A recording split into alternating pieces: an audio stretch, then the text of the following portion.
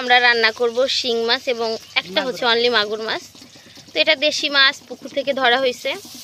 তো রান্না করার জন্য কড়াই বসিয়ে সরিষার তেল দিয়ে দেওয়া হয়েছে এবং কাঁচামরিচ ফালি আর একটু লবণ দিয়ে দেওয়া হয়েছে। তো এটাকে একটু ভেজে নিচ্ছে। আর এই যে হচ্ছে মশলা, শিলপাটায় বাটা মশলা, পাটা থেকে নামিয়ে হচ্ছে দেওয়া হয়েছে। আর এই মশলাটা হচ্ছে জিরা রসুন এবং আদা এগুলো একসঙ্গে মিক্স করে হচ্ছে এটাকে শিলপাটায় বেটে নেওয়া হয়েছে।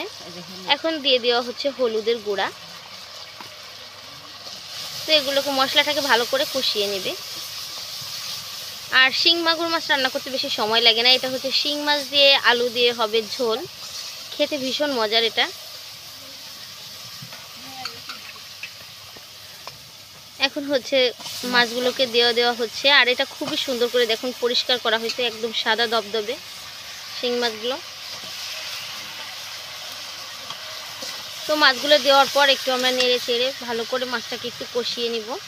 এতে কি হবে, মশলাটা মাছের মধ্যে ঢুকবে এবং খেতেও ভীষণ মজার হবে।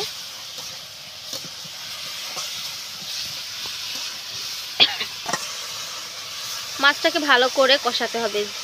যত ভালো করে মাছটা কষানো হবে খেতেও ভীষণ মজার হবে। আর এইভাবে হচ্ছে এই যে জ্বালানি এগুলো দিয়ে হচ্ছে করতেছে। আর প্রচুর রোদ, এখন 40 ডিগ্রি সেলসিয়াসের মতো তাপমাত্রা বাইরে। তার মধ্যে হচ্ছে মা মাটির চুলায় রান্না করতেছে। তো ভীষণ কষ্ট, সবাই ঘেমে নিয়ে অস্থির হয়ে যাচ্ছি। তারপরও খেতে তো হবেই, গরম যতই হোক। 3 বেলা ভাত আমরা বাঙালিরা না খেলে তো আমাদের মাথাই ঠিক থাকে না। তো তার জন্য রান্না বান্না করতেছে মা, আসলে অনেক কষ্ট করে আমাদের জন্য রান্না করতেছে।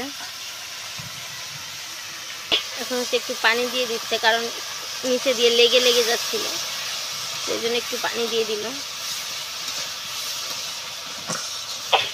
এখন হচ্ছে এটাকে কষানো হয়ে গেছে। এখন হচ্ছে এগুলোকে তুলে রাখবে, তুলে রেখে তারপর হচ্ছে এটাকে আলু দিবে।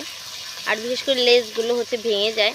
আর মাছগুলো নামিয়ে রাখার এটাই উদ্দেশ্য, যাতে মাছগুলো ভেঙে না যায়। তো মাছগুলোকে তুলে নিচ্ছে আর মশলাগুলো থাকবে, এই মশলার সঙ্গে আবার আলুগুলোকে ভালো করে কষিয়ে নেবে।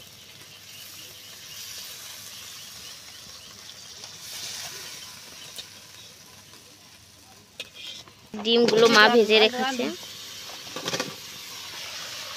এখন হচ্ছে আলুগুলো দিয়ে দিচ্ছে আর আলুগুলো দিয়েও ভালো করে কষিয়ে নেবে। তো মা হচ্ছে শিং মাছের ডিম ভেজে রেখেছে। তো আমার আবার দেখে আবার খুব খাইতে মন চাচ্ছে, লোভ লাগতেছে। তো আমি একটু খেয়ে নিচ্ছিলাম। সেই অনেক মজা।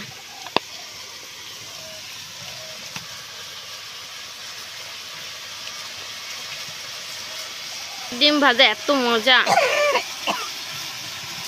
যে কোনো মাছের ডিমই অনেক মজা, তার মধ্যে শিং মাছের ডিমটা আমার কাছে মনে হয় বেশিই মজা।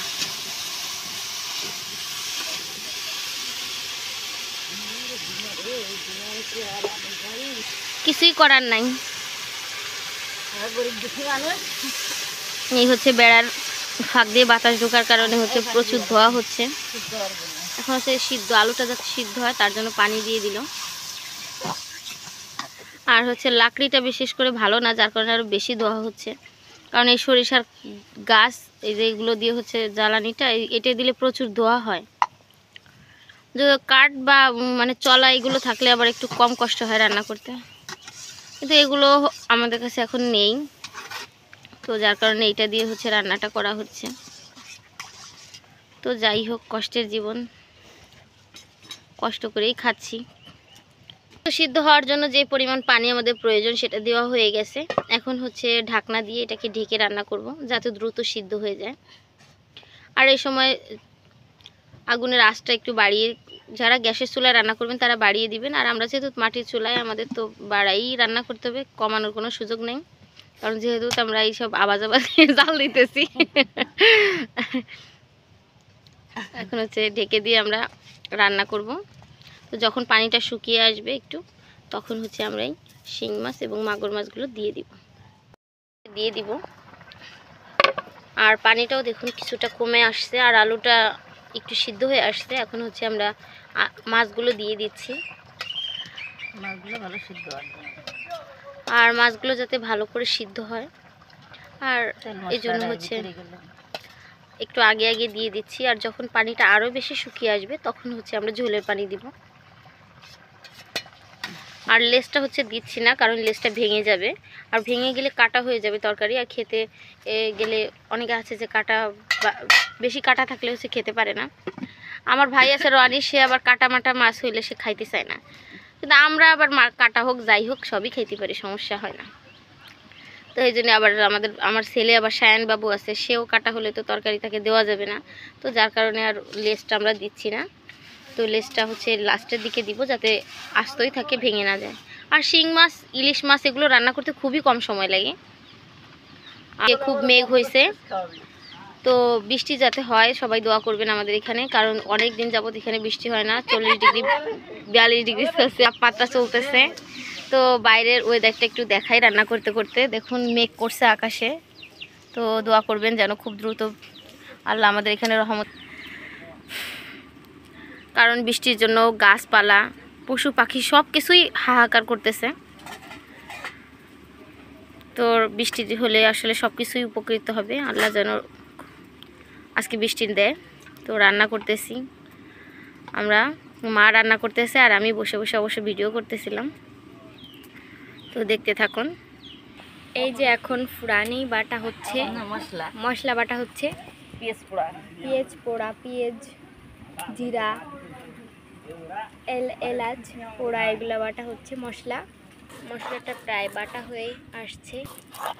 তো প্রথমে যে ভেজে রাখা মশলাটা যেটা ছিল হচ্ছে ফোড়ানি, আমরা যেটা বলি পেঁয়াজ ফোড়ানি, তার সঙ্গে হচ্ছে দিয়েছিল জিরা আর হচ্ছে এলাচ, দারচিনি। তো সেই ভেজে রাখা মশলাটাকে শিলপাটায় ভালো করে বেটে নিচ্ছে। আর এই মশলাটা আমরা দিব তরকারিটা যখন হয়ে আসবে তার কিছুক্ষণ আগে। এটা দিলে হচ্ছে মাছের যে একটা কাঁচা গন্ধ, যে স্মেলটা থাকে সেটা চলে যাবে, আর তরকারিটা খেতেও ভীষণ মজার হবে এবং ঝোলটাও গাঢ় হয়ে যাবে। এই জন্য হচ্ছে মশলাটা বাটা হচ্ছে।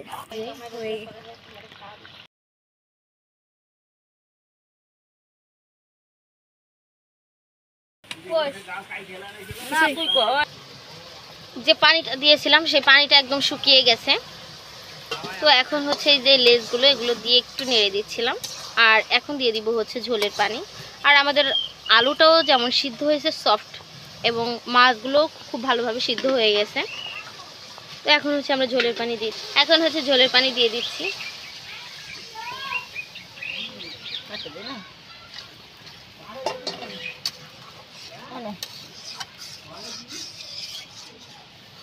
ঝোলের পানি দিয়ে একটু নেড়ে দিচ্ছি। আর আমরা তরকারিতে তেমন শুকনা মরিচ ব্যবহার করিনি, যার কারণে তরকারিটা একটু সাদা সাদা আছে। শুকনা মরিচ বেশি দিলে কি হয়, তরকারির ভালো কালার হয়, কিন্তু এটা শরীরের জন্য খুবই ক্ষতিকর। আর যেহেতু এটা তাজা মাছের ঝোল, সেক্ষেত্রে শুকনা মরিচ দেওয়ার আমার মনে হয় না খুব বেশি প্রয়োজন আছে।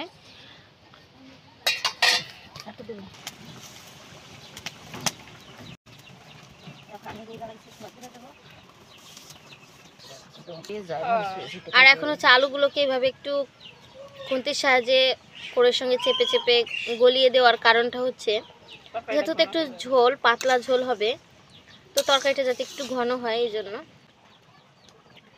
এটা দিলে আমাদের ভালো লাগে। তরকারিটা একটু ঝোলটা একটু গাঢ় হয়, খেতে ভীষণ মজা হয়।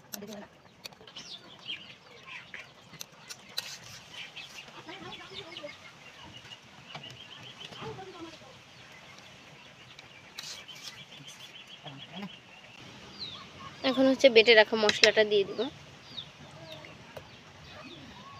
বেটে রাখা মশলাটা দিয়ে তারপর হচ্ছে 2 মিনিটের মতো আবার একটু রান্না করে নিব, তারপর হচ্ছে এটাকে নামিয়ে নিব। দিয়ে একটু ভালো করে নেড়ে চেড়ে মিশিয়ে নিচ্ছি। আর তারপর হচ্ছে আবার একটু জাল করে নেওয়ার পরে তারপর হচ্ছে এটাকে নামিয়ে নিব। মানে মশলাটা জাস্ট তরকারির সঙ্গে ভালো করে মিলে গেলেই হবে।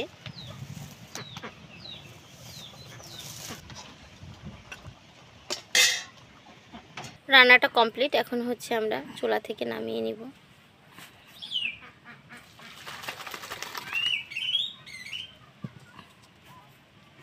শিং মাছ, মাগুর মাছের পাতলা ঝোল স্বাস্থ্যের জন্য খুবই ভালো।